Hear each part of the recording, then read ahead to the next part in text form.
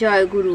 পরম দয়াল আমার তোমার শ্রীচরণে জানাই ভূমিষ্ঠ প্রণাম, আর আপনাদের প্রতি প্রত্যেককে জানাই রানন্দিত জয় গুরু। আজ ইষ্ট প্রসঙ্গে আলোচনা করব অর্থ বা টাকা কি করে আসবে। আমরা সবসময় টাকার পিছনে অযথা ছুটে বেড়াই, টাকা ছাড়া যেন আমাদের চলেই না। এই টাকা আনার জন্য কত কি না করি যাতে আমাদের অনেক অনেক টাকা হয়।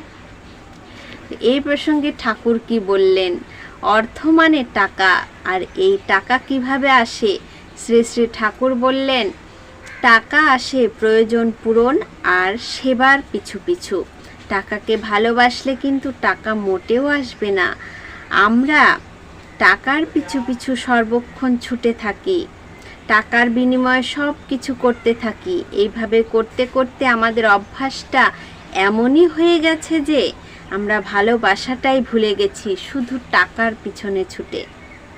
আমরা মানুষের হৃদয়ের মূল্য দিতেই ভুলে গেছি। যা শিখছি বাড়ির শিশুদের তাই শিখাচ্ছি।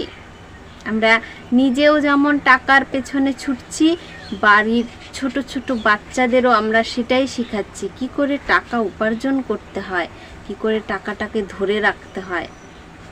নিজেদের মধ্যে ভালোবাসাটা কমে গিয়ে টাকার অঙ্কটা যেন বেশি হয়ে গেছে।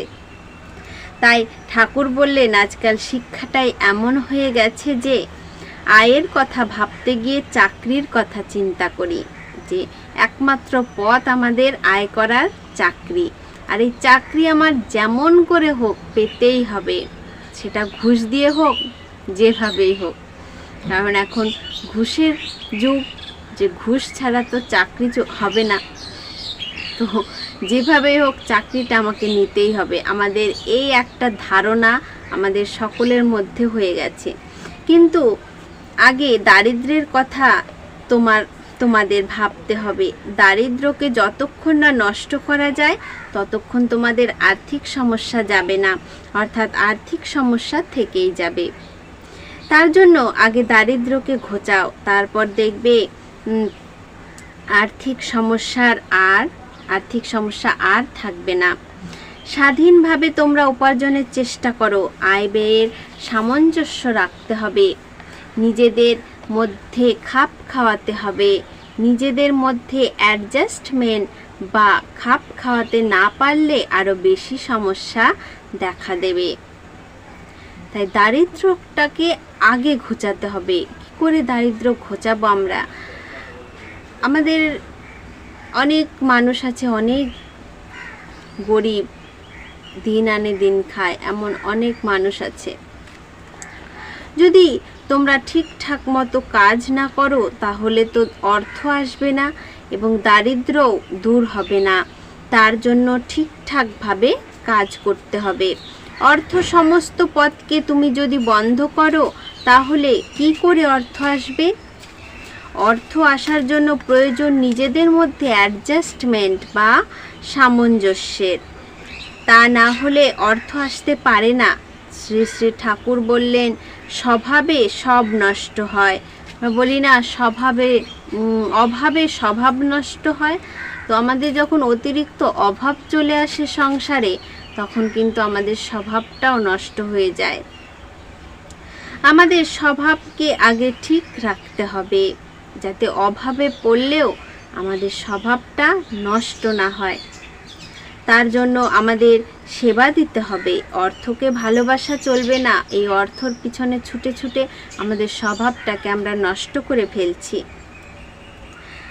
আর সব কিছু পরম পিতাকে দিয়ে দিতে হবে। পরম পিতাকে আমি যেটুকু আয় করব তার কিছু অগ্রভাগ আমি যদি আমার ঠাকুরকে দিই তাহলে তো কোনো ক্ষতি নেই, বরং তার চেয়ে যতটা দেব তার দ্বিগুণ হয়ে আমার কাছে ফেরত আসবে।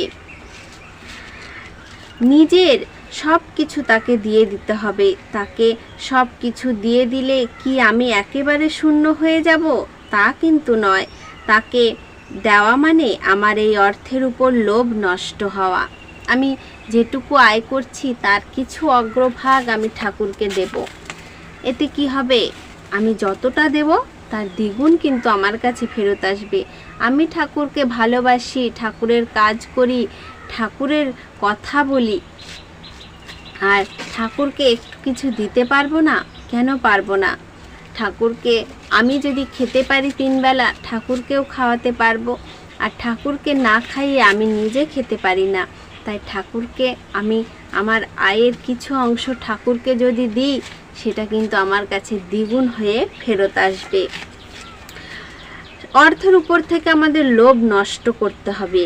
এই অর্থের প্রতি লোভ হলে অর্থ আসতে চায় না, অর্থকে আসতে দেয় না এই লোভ। তাই এই লোভটাকে আগে নষ্ট করতে হবে।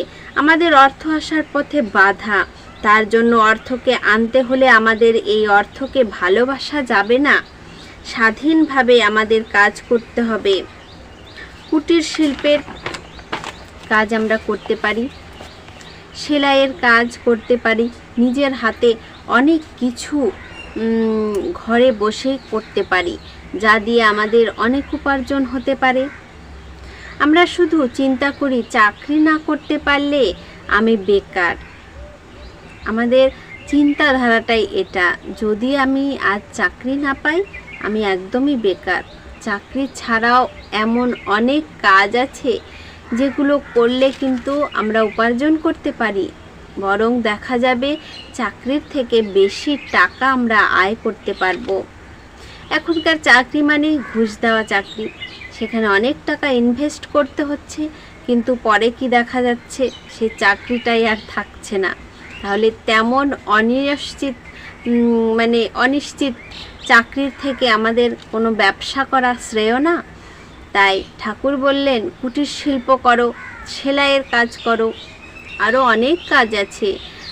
আমাদের গ্রামে যদি কোনো জামা কাপড় দেখা গেল যে এই জিনিসটার চাহিদা খুব বেশি, তাহলে আমি সেই কাজটা ধরে নিয়ে করতে পারি। যেটার চাহিদা বেশি সেটা আমাকে ধরে নিয়ে করতে হবে, এতে আমার কাজের পরিমাণটা বাড়বে, এতে আমার অর্থ আসবে। দেখা গেল চাকরির থেকে বেশি অর্থ চলে আসলো। তো নিজের হাতে অনেক কিছু কিন্তু ঘরে বসে আমরা করতে পারি, যা দিয়ে আমাদের অনেক উপার্জন হতে পারে। আমরা শুধু চিন্তা করি চাকরি না করতে পারলে আমি একদমই বেকার, কিন্তু ঠাকুর বলেছেন বেকারত্ব ঘোচাতে হলে টুকিটাকি অনেক কাজ করতে পারি, তার ফলে আমরা টাকা উপার্জন করতে পারবো। তাই আমাদের ছোটোখাটো শিক্ষাগুলো নেওয়া লাগে এবং ছোটোখাটো ভাবনাগুলো করা লাগে। তার জন্য আজকালকার শিক্ষা এগুলো নষ্ট করে দিচ্ছে। আমরা নিজেরাও যেমন টাকার পিছু পিছু ছুটছি, বাচ্চাদেরকেও তাই শেখাচ্ছি, আর তারা বড় হয়ে তেমনটাই হচ্ছে, টাকা তৈরি করার মেশিন হয়ে যাচ্ছে। যে কি করে আমরা টাকা তৈরি করতে পারবো সেই চিন্তা সবসময় মাথায় ঘুরছে। তাই ছোট থেকে শিশুদেরকেও এমনভাবে তৈরি করুন যাতে টাকার প্রতি তাদের লোভ না থাকে।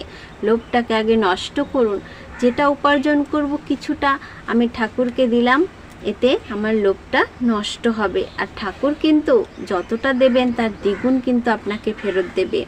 আপনি ঠাকুরকে বিশ্বাস করুন, ভালোবাসুন, তাহলে কিন্তু সব কিছু সম্ভব। তাই ঠাকুর যেমনটা বলেছেন অবশ্যই করার চেষ্টা করুন। এতে আমাদের আর্থিক সমস্যাও যেমন ঘুচবে, আমাদের দারিদ্র্যও কিন্তু ঘুচবে। তো আপনারা সকলে ভালো থাকুন, আর বেশি কিছু বলছি না। আজকের আলোচনা প্রসঙ্গ এই পর্যন্তই। আবারও আসবো নতুন কোনো আলোচনা নিয়ে। জয় গুরু।